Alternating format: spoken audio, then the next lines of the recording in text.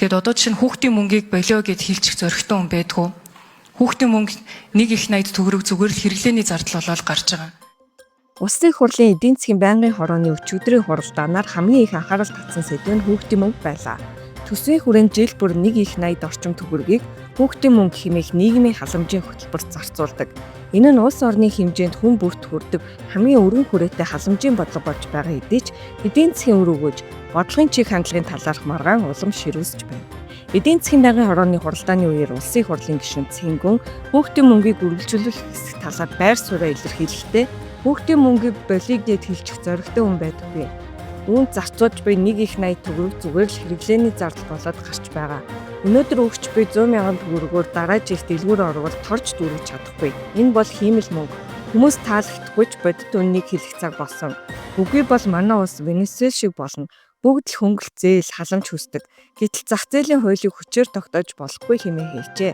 Түүний хэлж буйгаар хүүхдийн мөнгөнд бодит үйлдвэрлэл бүтээмжийг дэмждэггүй харин төсвийн дарамтыг нэмэгдүүлж буй халамжийн шинжтэй хөтөлбөр юм.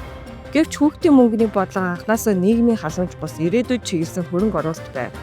Энэ нь хүүхдийн боловсрол, эрүүл мэнд, өсөлт хөгжилт, дэмжлэг үзүүлэх, өрхийн хэрэглээг тодорхой хэмжээнд тэтгэх зорилготой байсан бөгөөд хүн амын өсөлтийг дэмжих төрийн бодлогын чухал хэрэгсэл гэж үздэг. Монгол шиг хүн ам цөөн хөдөлмөрийн насны хүн ам буурах хандлагатай оронд хүүхэд бүрийг дэмжих бодлого нь зөвхөн өнөөдрийн хэрэглээ бус ирээдүйн тогтвортой хөгжлийн үндэс юм. Хүүхдийн мөнгөний талаарх нийгмийн байр суурь хоёр талд хуваагдчихэ. Нэг хэсэг нь төсвийн дарамт үр ашиггүй халамж гэж үздэг бол нөгөө хэсэг нь ирээдүйд чиглэсэн хүн амын бодлого нийгмийн тэгш байдлын баталгаа гэж үзэж байна. Судалгаагаар хүүхдийн мөнгө нь ядуу өрхийн тогтмол орлогын их үүсвэр болж ядуурлын түвшинг бууруулахад тодорхой хувь нэмэр оруулсан тогтогдсон. Гэвч 100 мянган төгрөгийн бодит үндэс нь сүүлийн жилүүдэд эрс буурч бараа бүтээгдэхүүний үнийн өсөлтөд хүчрхээ болсон нь маргааны гол шалтгаан болжээ. Нийгмийн сүлжээнд хүүхдийн мөнгө гэх нэршилд өөрчлөлт оруулах, хүүхдийн тэтгэлэг, хүүхдийн урамшуулалт, хүүхдийн хөгжлийн сан гэх хэлбэрт шилжүүлэх санал гарч байна. Ийм шинжилэл хийгдвэл хүүхдийн мөнгөний сан тогтвортой их өсвөртэй олон талт хөрөнгө оруулалтын бүтэцтэй болгож зөвхөн хэрэглээ бос хүүхдийн боловсрол, эрүүл мэнд, хөгжлийн чиглэлд бодитоор зарцуулах нөхцөл бүрдэх юм. Харин нөгөө талд иргэд эцэг эхчүүдийн байр суурь эсрэг байна.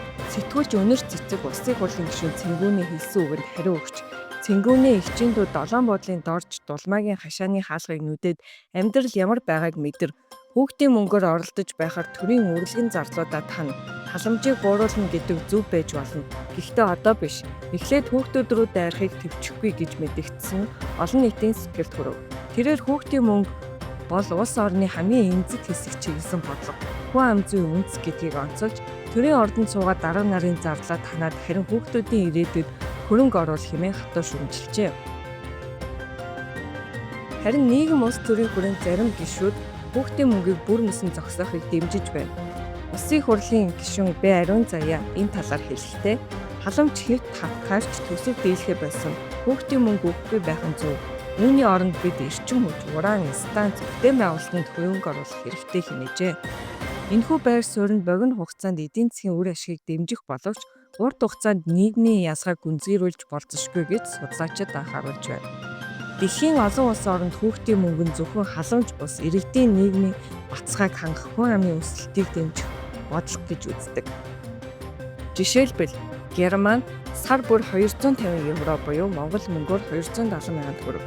Шведэд сар бүр 1250 крон буюу Монгол мөнгөөр 400 мянган төгрөг. Канадад орлогоос хамаарч жилд 7 мянган доллар. Япон наснаас хамаарч 10,000-аас 15,000 йен. Бүгд найрамдах Солонгос улс 0-7 насны хүүхдэд 100 мянган вон буюу Монгол мөнгөөр 260 мянган төгрөг болгодог. Эдгээр орнуудад хүүхдийн мөнгө нь зөвхөн хэрэглээний дэмжлэг биш, боловсрол, эрүүл мэнд, хөгжлийн системтэй уялдсан бодлого байдгаараа онцлог. Монгол улсад хүүхдийн мөнгө бол төсвийн хамгийн их анхаарал татдаг, хамгийн олон хүнийг хамардаг бодлого. Гэвч үүнийг өгөх үү, болох уу гэдгээр бус яаж илүү үр ашигтай зарцуулах вэ гэдгээр хэлцэх цаг иржээ.